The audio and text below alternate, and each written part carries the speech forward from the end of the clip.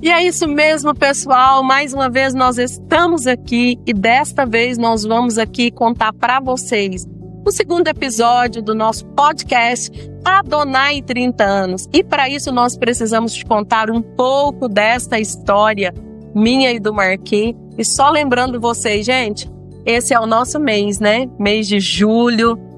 Foi o mês que nós nos casamos, dia 29 de julho. Nós estamos aqui para contar um pouco dessa história para você. Então, você que ainda não se inscreveu, corre lá, se inscreva, manda para alguém, porque vocês vão ver que tem todo um cenário por trás da história da Adonai, onde Deus selou a nossa união, onde nós começamos do zero, do nada, mas o Senhor nos fez prosperar e nós chegamos até aqui. Olha só, dia 29 de julho de 95, foi o dia que o Senhor preparou, né, para nos abençoar, para selar a nossa aliança. E eu quero que o Marquinhos conta um pouquinho aqui para vocês como que foi a saída dele, como que ele conseguiu chegar lá com tão pouco tempo, gente. Porque olha só, não é muito normal, né, a noiva ter que esperar o noivo, mas esse dia eu tive que fazer isso. É isso aí, meu povo. Meu nome é Marcos Almeida, né? Como já foi falado aí no episódio anterior, mais conhecido como Marquinhos Adonai. Nossa história é uma história linda, vale a pena aí você nos prestigiar, né? Ficar ligadinho na gente aí. Vai ser nota 10, né? Não tem como a gente falar da Adonai sem antes falar da nossa história, né, amor? Exatamente. Né? E é igual a minha esposa tá falando aqui. Nosso casamento, né? Inclusive tá fazendo agora 30 anos, né? Foi assim, muito engraçado. Na verdade, eu me lembro assim, na hora, no dia do casamento lá, eu fiquei transtornado, porque é um sonho, né? Pra gente casar é um sonho. E eu não vi nada acontecendo. Nada. O que aconteceu? No dia do casamento, o meu colega, né? Pastor da minha igreja, né? Um dos vice-pastores lá, Valdemir Bueno, me presenteou me levar e trazer a gente lá de Itapuranga, né? Itapuranga, aproximadamente aqui de Goiânia, né? Capital aqui de Goiás, 170 quilômetros por aí. E ele falou, 170 quilômetros, 2 horas de viagem, ok, beleza. Né? E saímos ali faltando aproximadamente 2 horas pro meu casamento. E isso era apertado, né, amor? Muito apertado. E aí, o que aconteceu? Chegamos lá, né, já um pouco atrasado, né? Coisa que não existe, gente. Não, você que vai casar aí, ó, por favor, não se atrase. Quem atrasa é quem? É a noiva. E aí eu cheguei lá na minha sogra, com a minha roupa, naquela época, usava muito linho, né? Eu lembro como se fosse hoje, as roupas amarrotavam muito. E era chique usar roupa amarrotada. Cheguei com a minha roupa toda amarrotada, minha sogra falou, como assim? Eu já tô atrasada, já não tá lá na igreja, né? E logo a notícia chegou lá pra minha esposa, que eu não tava lá, né? Até então a minha noiva. Então assim, são coisas, né? Detalhes que aconteceu no nosso dia, né? No nosso dia mais lindo, no dia mais lindo das nossas vidas, né, amor? E não foi só isso, né? Porque eu não sei se você lembra, mas a gente organizou um fotógrafo. O primeiro, sim, não deu certo. Não deu certo. Depois o segundo, arrumamos o segundo, não deu certo. O segundo deu certo, mas porém, o segundo, se não me engano, era um missionário de São Paulo. E, no entanto, aquela época, você não podia abrir a máquina.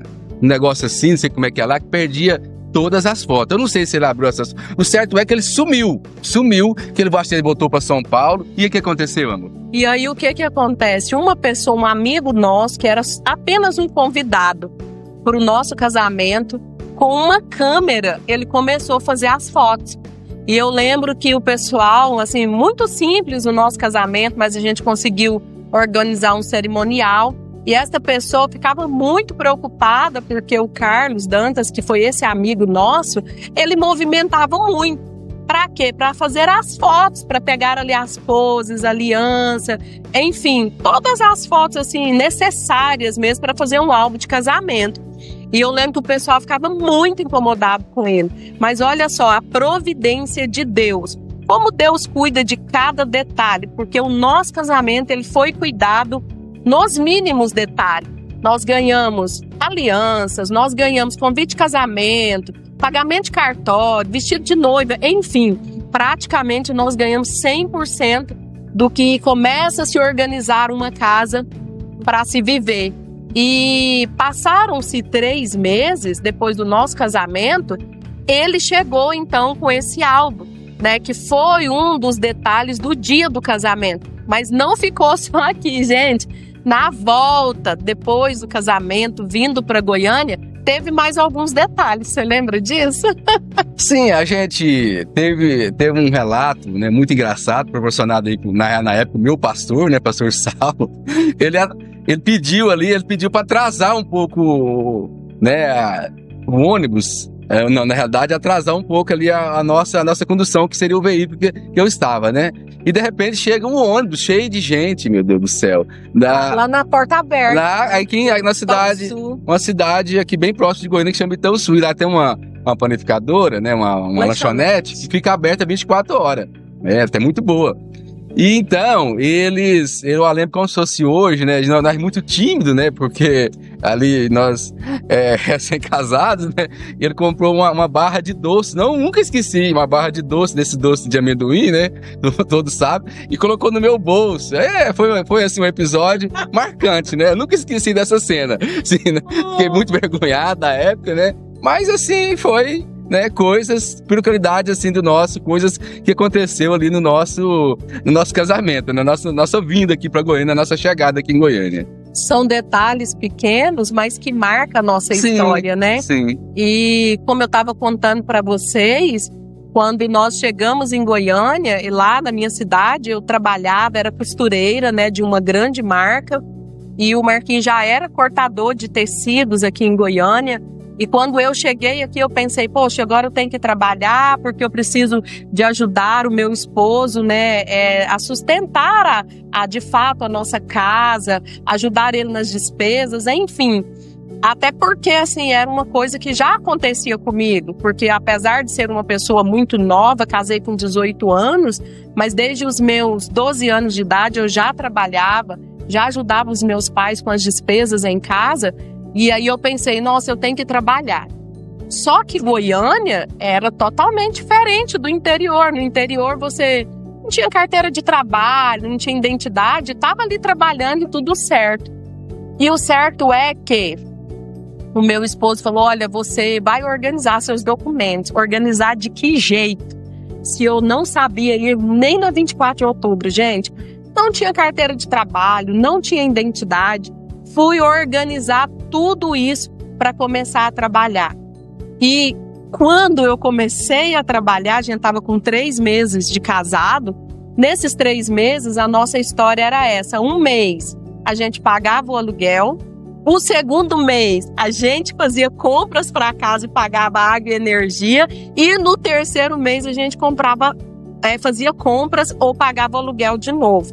Para isso, a gente começou a fazer freelance. Você lembra disso? Sim. Você cortava à noite, nesse começo? Conta aí como que era isso. Pessoal, assim, nossa vida foi uma vida, né, muito humilde, né? Quem viu o capítulo passado, né, teve a história ali, que era a história linda, né? Que foi do meu sogro que plantava lavoura, né? Então, assim, por aí você sabe, deu pra perceber que a nossa vida era uma vida regrada financeiramente, né? Abençoada, porém, mas assim, muito humilde.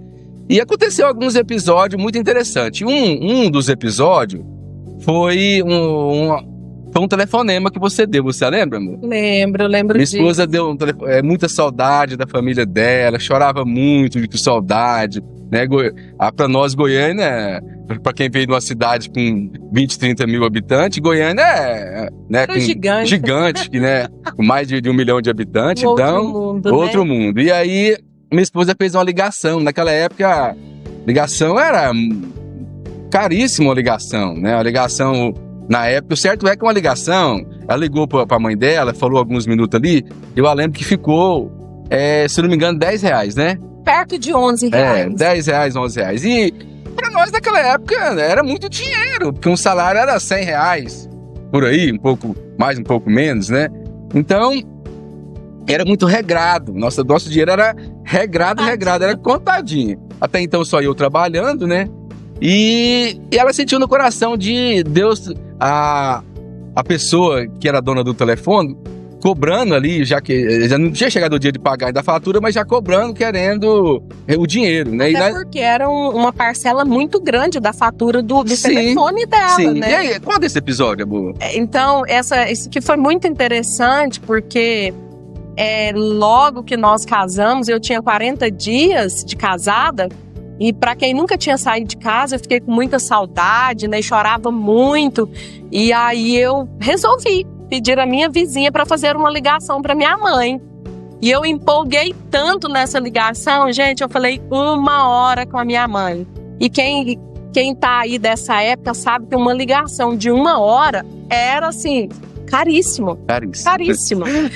Eu lembro que o Marcos estava contando aqui, o salário era por volta aí de uns 100, 110 reais, por aí, 95 vocês vão saber. E essa ligação ficou por 11 reais. Então, assim, foi a nossa primeira prova de fogo, né? Porque a gente não tinha como pagar esse telefone. Ou a gente pagava o telefone ou a gente ficava sem energia. E eu lembro que a vizinha, chegou em casa e falou: olha, eu vou precisar de pagar a fatura do telefone e a sua ligação ficou muito cara e a maior parte da fatura do telefone. E eu fiquei muito preocupada com aquilo e eu comecei a orar. E eu lembro que eu não estava trabalhando, eu fui para a igreja, no círculo de oração. Chamei uma irmã que, assim, estava me ajudando muito nessa época, a irmã Helena, né? Sim, finada irmã Helena. Finada irmã Helena, uma pessoa que me ajudou bastante, a mãe da Lu, do Marco Aurélio, né, do Júnior. E ela falou para mim, mas Andréia, não fica preocupada com isso. Deus vai colocar tudo isso nas suas mãos. E o certo é que eu comecei a orar 1 dia, 2, 3. E no 4º dia de oração, quando eu estava saindo para ir para a igreja, o Espírito Santo tocou no meu coração. Sabe aquela caixinha de cartas que você mandava para ele e ele mandava para você? Porque a gente namorou por cartas, sim, né, meu bem? Namoramos por cartas. Naquela época, pessoal, não tinha celular. Se tinha, nós não tínhamos, né, amor? Claro, né? E aí o Espírito Santo me comoveu. Falou, olha, vai até a caixinha de cartas. Pensei, gente, mas eu não preciso de cartas, eu preciso de dinheiro para pagar esta fatura. E aí eu fui para a oração. Quando eu voltei da oração, o Espírito Santo falou, vai na caixinha de cartas. E o certo é que eu peguei aquela caixinha, sentei no chão, eram muitas cartas, porque a gente namorou, noivou e casou em 11 meses e 23 dias. E toda semana a gente mandava uma carta, eu mandava a carta e você respondia, eu mandava e você respondia. Até porque, pessoal, só cortando a minha esposa aqui, naquela época, aí nos anos 90, quem viveu essa época aí, nós estamos falando de 95, existia poucos telefones. Um telefone se comparava... um carro, outrora já foi até um apartamento, depois foi barateando, então assim, era raríssimo as pessoas que tinham telefone celular. Eu nem sei se existia celular naquela época. Eu acredito que não. Então, se tinha, nós não tínhamos. Então assim, o modo de falar era por carta, era chique você mandar o cartão, né? Um cartão nas épocas comemorativas, dia dos namorados, dia aniversário. Então assim, isso foi a forma que a gente namorou por carta. E aí, o que acontece? Quando eu sentei no chão ali da minha casa, já chorando, e quando eu coloquei todas as cartas ali, e eu comecei a folhear carta por carta, no final da última carta tinha o que lá? O dinheiro exato para pagar a ligação. Não me pergunte como apareceu, não me pergunte como que aconteceu, porque nós já tínhamos quase 60 dias de casado, eu não estava trabalhando, o dinheiro dele era contado, a gente já tinha lido e relido todas essas cartas por várias vezes, mas o certo é que esse dinheiro estava lá. E pensa, vocês acham que eu corri e fui pagar? Não. Fui orar, fui agradecer e fui esperar ele chegar. Sim. Quando ele abriu o portão da minha casa, eu já abri a porta, já fui correndo, chorando, abraçando, alegre e dizendo para ele, um milagre aconteceu. E de fato, é um milagre. Um milagre aconteceu porque por várias vezes nós tínhamos abrido aquelas caixinhas de carta e não tinha esse dinheiro lá. E aí a gente agradeceu muito a Deus. E dali em diante a gente entendeu que Deus, ele de fato tinha um propósito na nossa vida.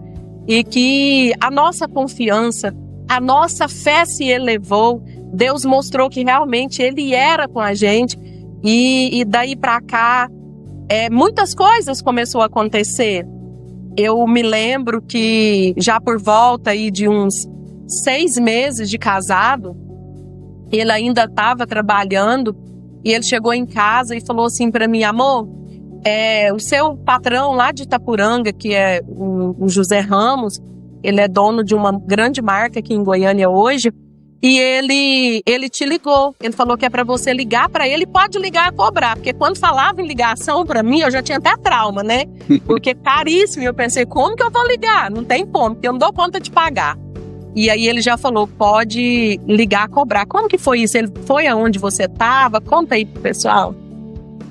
Sim, eu vi, logo antes, quando eu vim para Goiânia, um pouco antes, eu já comecei a trabalhar nessa área de confecção, né? Aqui em Goiânia, quem visita Goiânia conhece, né? Existe uma avenida que chama Avenida Bernardo Sayão, com muitas confecções, né? Com grandes marcas de confecções. E até então eu vim para Goiânia e comecei a trabalhar na área de confecção, né? Minha profissão sempre foi cortador. Comecei ali bem atrás como auxiliar de corte, logo virei cortador. E eu trabalhando, alguém me procurou dizendo que queria... Minha esposa já tinha trabalhado para esse moço lá em Itapuranga, né? E que queria falar com ela que tinha uma vaga de emprego para ela, né? Aqui em Goiânia. Eu já trabalhava aqui já, né? Na área, aqui próximo. E aí foi aonde se nasceu, né? Assim, primeiramente, não como uma promessa, né? Ver na verdade, pastor... o que acontece? Eu liguei para ele e ele falou, como é que você tá? Tá com documentação preparada? Eu falei, tô com a carteira de trabalho, identidade. Ele falou, então me procura amanhã lá na nossa loja. E por incrível que pareça, sabe onde é a loja? Exatamente aqui, nesse lugar. Foi onde tudo começou. Sim. Eu vim, então, para trabalhar nessa loja aqui, onde vocês estão vendo. Inclusive, nós estamos gravando aqui dentro desse lugar hoje. E aí, eu me lembro que eu comecei aqui, né? Isso eu tinha casado em julho. Isso era janeiro já de 96. E eu comecei a trabalhar aqui com ele. E passado alguns dias, o Marquinhos continuou trabalhando, mas... eu tive uma grande promessa, que era sobre isso que você estava falando. Sim, né? Não sei se por coincidência, o pastor da Andréia, na época, né? Meu pastor era o pastor Saulo, e o pastor dela era o pastor Odilon, lá de Itapuranga, né? Inclusive, quem foi ele que fez nosso casamento, né? Em parceria com o nosso pastor, com o meu pastor na época, o pastor Saulo, com ele Guimarães. E aí, o pastor vindo aqui, encontrou a Andréia exatamente nesse local, ela como vendedora, e eu, que próximo, né, um quarteirão aqui, ele falou assim, o que seu esposo faz? Não, meu esposo trabalha na área, trabalha aqui próximo, de confecção. Portador. Ele falou assim, Deus vai dar essa loja para vocês. E ela ficou muito, até tímida, né, até olhou para ver se tinha alguém escutando, um pouco preocupada, porque né? A gente muito humilde, muito simples, aquilo era impossível, gente. Simplesmente impossível. Na verdade, né? A gente nem almejava isso, né, porque nós não tinha condições e a gente sabia que não tinha nenhuma possibilidade. Sim. E a porta desse trabalho, para mim, já era uma grande porta para quem não tinha dinheiro para pagar R$10 de uma ligação, agora ganhar um salário, vale transporte, almoço já era algo assim surreal, era algo assim incrível, era algo que ao longo desses 6 meses de casada a gente vinha pedindo e orando, dizendo, Deus, abre uma porta, e não, nós entendeu que tinha uma porta aberta e assim, dizer para nós, vocês têm uma porta maior do que essa, esse lugar que você está pisando vai ser de vocês. Então assim, foi algo que marcou muito, né, a nossa história, foi um começo de muito medo, de muita angústia, porque a gente recebeu de fato essas palavras, mas a gente não tinha ideia de como que seria, de como que ia começar, o que Deus faria. E diante desta promessa, veja só o que aconteceu. O meu esposo foi dispensado. Então, nós temos uma promessa de algo grande e ele foi mandado embora. Sim, naquela época, o cortador ganhava até bem, né? Pra nós já tava no conforto, né? Minha esposa tirava aí 2, 3 salários, e eu ganhava 5 salários, que na época era bom, né? Muito bom, né? Com certeza já tava morando numa casa melhor, já tava bem. Pra nós já tava no céu, né? E aí, surgiu, né? Eu já naquela época, a gente já era muito tradição de fazer consórcio entre amigos, né? Fazia ali, cada um dava uma parcelinha e um dia era o meu dia, outro dia era o dia do outro. E assim, surgiu a ideia, né? Eu e minha irmã fez um consórcio e eu fiz outro consórcio, né? Eu já trabalhando na área de confecção, minha irmã trabalhando na área de venda de produtos da Avon. E aí é onde surgiu a ideia da gente fabricar roupas, né? Levantamos ali na época um dinheiro, né? Um bom dinheiro, na época R$10.000. E gastamos esse dinheiro com moda feminina, que moda feminina era e é hoje, né? A queridinha de todos, moda feminina. E vende muito mais, vende né? muito porque mais. Mulher compra mais do que homem. E aí a gente adquiriu máquinas, né? E vamos fazer modinha, bora, tudo animado, e lutamos. E o certo é que lutamos por 1 ano. E o dinheiro acabou o dinheiro, e minha esposa simplesmente sustentando a casa, trabalhando exatamente aqui. Depois ela mudou aqui para Malhaton, né? Que é onde... E aí, o que aconteceu? A gente fez um voto. Falei, não, a gente vai fazer... eu vou comprar 24 metros de tecido e vou da minha área, que eu sou da área masculina. Antes disso, gente, antes de chegar aqui, eu quero contar para vocês essa parte. Olha só. Ele mais a irmã dele, nesse tempo, fez, né, uns consórcios para começar, né, de fato, assim, caminhar sobre essa promessa, sobre esse propósito e tudo. E eles compraram esse maquinário. Pensa se eles sabiam trabalhar com máquina. Pensa se eles sabiam costurar. Como assim? Alguém que não sabe costurar, não sabe trabalhar com máquina, comprou as máquinas. Não era mais fácil fazer facção? Mas tudo isso é um propósito, né? Porque isso era mais ou menos começo de 96. Quando deu setembro de 96, nós tínhamos o quê? Um casal quebrado. O irmão e a irmã se quebram pela primeira vez. Gastaram todo o dinheiro com modinha, com maquinário, e não sobrou nada. Absolutamente nada. O que é que sobrou? Sobrou um cheque de R$124, pastor Mauro, né, que hoje está em Cariri, mas na época morava em Figueirópolis, no Tocantins. É um grande amigo nosso e vai estar aqui também, gravando aqui com a gente para contar um pouco dessa história. A minha cunhada Terezinha, o Nilton, né, que foi ligação desse começo, desses consórcios, a gente vai trazer eles aqui também para vocês entenderem mais, né? Mas teve aí, o que aconteceu?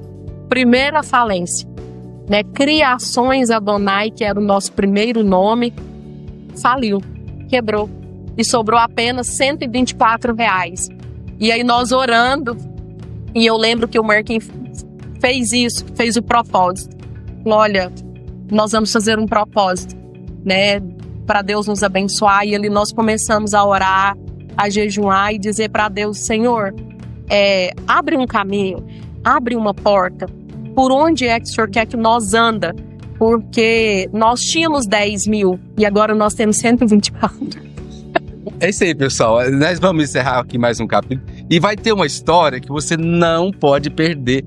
Uma história da nossa primeira camisa, né, amor? Exatamente. Nós temos uma história da primeira camisa que é um espetáculo. Vocês fiquem ligados, vocês vão ver o que aconteceu, né, amor? O que é bênção, o que é luta, né? O que aconteceu com a primeira camisa. Vocês vão contar a história aqui das nossas primeiras 20 camisas. Então, assim, é uma história do céu aqui na Terra, galera. Vocês vale a pena. Por esperar, tá? Então, no terceiro capítulo de toda essa história, a gente já conta pra vocês a primeira camisa fabricada.